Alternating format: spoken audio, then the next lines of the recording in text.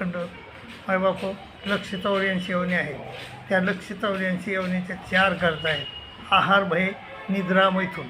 तर ह्या 83,99,999 यवन्याला त्या 4च गरजा पार पाडायच्यात. परंतु मानव देहधारी जीवाला मात्र एक 5वी गरज आहे, त्याची 5वी त्याची निकड आहे.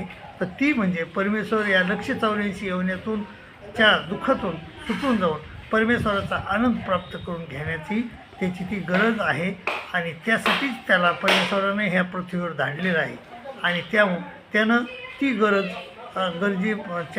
गरज कशी आपली हे होईल, म्हणजे आपली साध्य होईल, हे त्यानं प्रयत्न करायला पाहिजे त्याच्याबद्दल. आणि ती गरज साधून घ्यायला पाहिजे, असं सर्व साधू संतांचं मत आहे.